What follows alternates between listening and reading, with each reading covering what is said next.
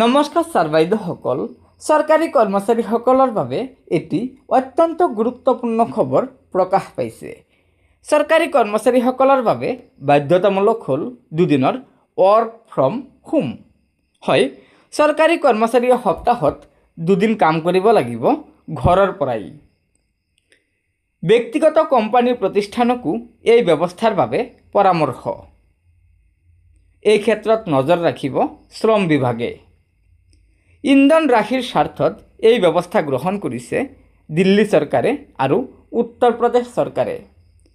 হয় ছাৰ বাইদেউসকল, শেহতীয়াকৈ দেশৰ প্ৰধানমন্ত্ৰী ডাঙৰীয়াই ইন্ধন ৰাশিৰ বাবে ভাৰতৰ বিভিন্ন ৰাজ্য চৰকাৰসমূহক পৰামৰ্শ দিছিল আৰু সেই পৰামৰ্শ অনুযায়ী ইতিমধ্যে উত্তৰ প্ৰদেশ আৰু দিল্লী চৰকাৰে তেওঁলোকৰ ৰাজ্যৰ চৰকাৰী কৰ্মচাৰীসকলৰ বাবে বাধ্যতামূলক কৰিছে সপ্তাহৰ দুদিন ৱৰ্ক ফ্ৰম হোম।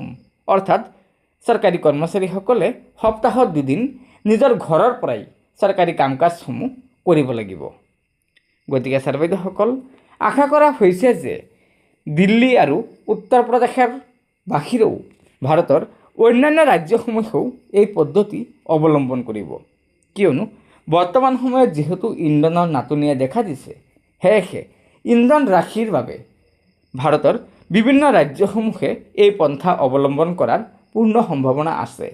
গতিকে লগৰ বন্ধুবৰ্গক এই ভিডিঅ'টো শ্বেয়াৰ কৰি আজিৰ এই গুৰুত্বপূৰ্ণ খবৰটো জনাই দিব আৰু নতুনকৈ অহা ছাৰ বাইদেউসকলক অনুগ্ৰহ কৰি আমাৰ এই চেনেলটো ছাবস্ক্ৰাইব কৰি ল'ব। ধন্যবাদ। জয় আই অসম।